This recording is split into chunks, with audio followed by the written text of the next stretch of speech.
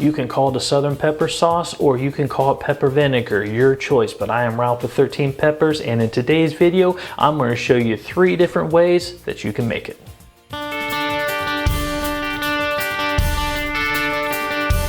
Now today I'm going to go over and show you exactly how I make a simple Southern pepper sauce, which honestly is one of the easiest sauces you can actually make.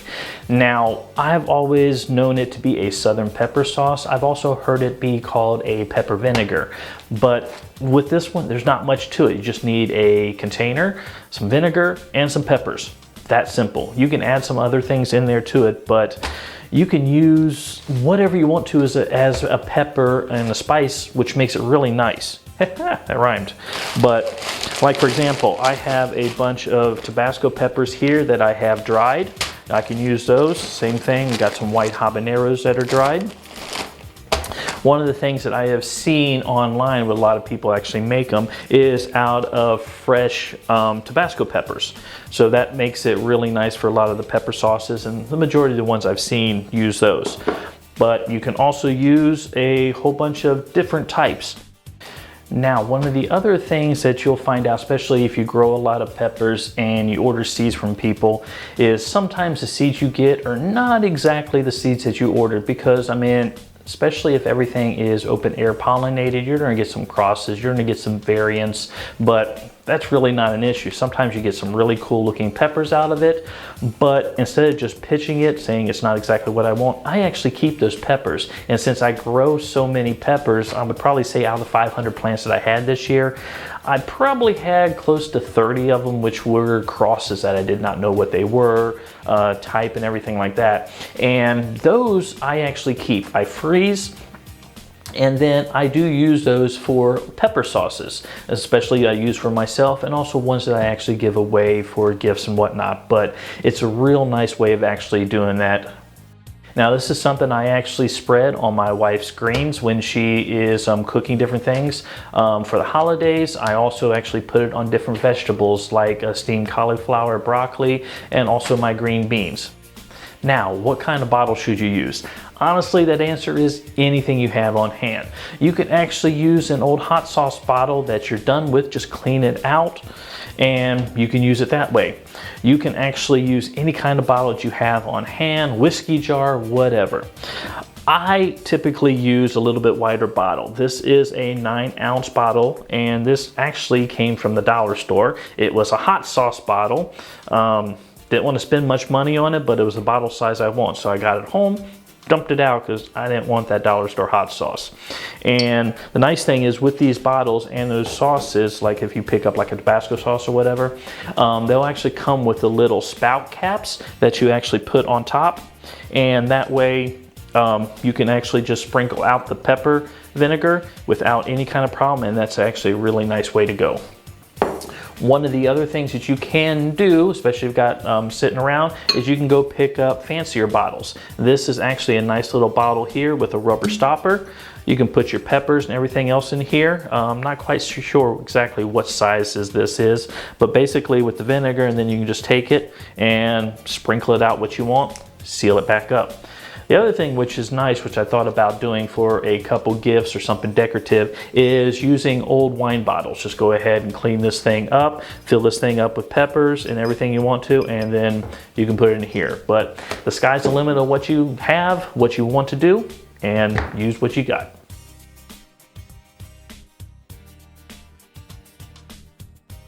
Okay, we're gonna go ahead and start off with the sauce here, and this is just gonna be a straight Tabasco. So what I have here is a bunch of Tabascos that I have actually thawed out.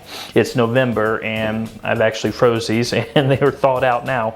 But let's go ahead and we're going to take the jar here and we're going to fill it right up.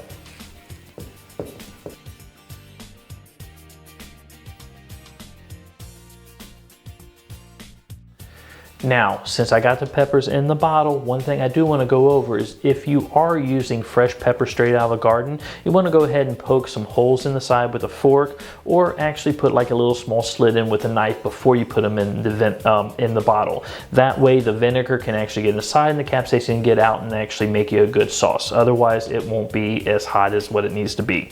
Now, since these peppers I'm using are frozen, since it's November and I don't have fresh peppers, I did not poke a hole in it too, because I know freezing automatically damages the cells and the vinegar is going to be able to get in there without a problem. So at that particular point, let's go ahead and add the vinegar to this one. And I'm just going to go ahead and use a funnel. I'm not going to make a mess. And you want to go ahead and fill the vinegar all the way to the top. Okay. I'm not leaving any real head space inside here. Reason being is you're going to have some air that's going to come out and it's going to sink down. But at that particular point, I'm going to go ahead and put on my small little cap and my lid. And now we're just going to go ahead and we're going to let this, you can see the bubbles and everything coming out now. We're going to go ahead and let this sit for about a week and we'll come back and try it back then.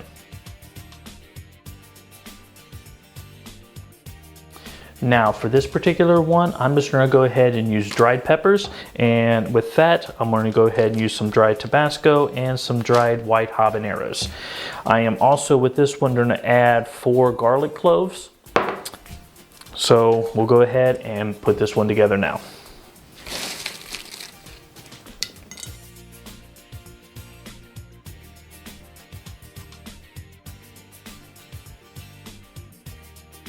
Now that I have this one filled, once again, I did not try to cut a little slit or holes in these, because once they've actually dehydrated and shrunk up, this is going to open up those pores as soon as it rehydrates, so the vinegar is going to get in there without a problem. The other thing I did, because I'm using multiple peppers, I just went ahead and layered the peppers, the garlic, and everything in here. So don't know if that really makes a difference or not, but I went ahead and did it. Now let's go ahead and we'll add the vinegar.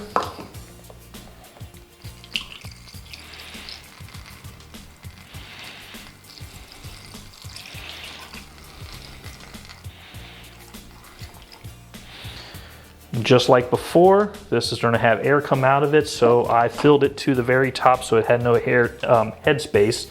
But we're going to go ahead and put the little cap on, so and there we go. Once again, we're going to go ahead and let this sit for about a week. Same thing, and we'll come back to it and give it a taste then.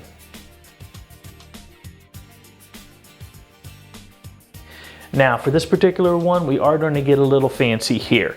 So we got a little bit nicer bottle to use. As for peppers, I have a whole range of different yellows, whites, oranges, reds, greens. Do I know what peppers these are? No, I do not. This is a bunch of variants, crosses, and stuff out of my garden, and I save these just to go ahead and use into different pepper sauces. So heat level, unsure of or anything like that, but the heat level I do like. I'm also going to go ahead and add some thyme, some rosemary, and some sage leaves to this one. Plus I have 4 large cloves of garlic. So let's go ahead and start incorporating these in.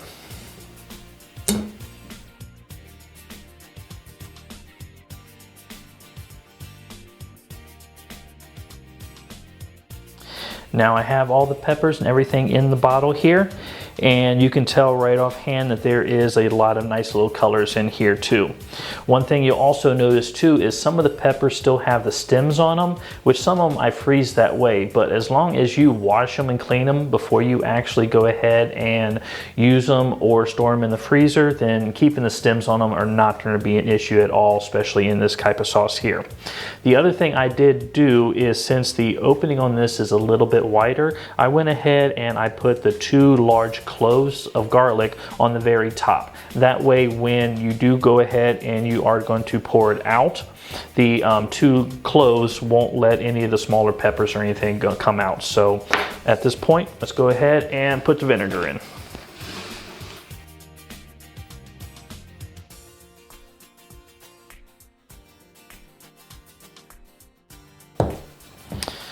Okay, got the lid on, and that is good to go. We're gonna go ahead and, just like the others, we're gonna save this for a week, and then we'll be back to give this a test. Now, in about a week is Thanksgiving, and at that particular time, these should be ready to taste, and I'm gonna go ahead and make another video then because my wife will be making greens for Thanksgiving, and these is really, really good on them. So maybe I can talk her into tasting them with me.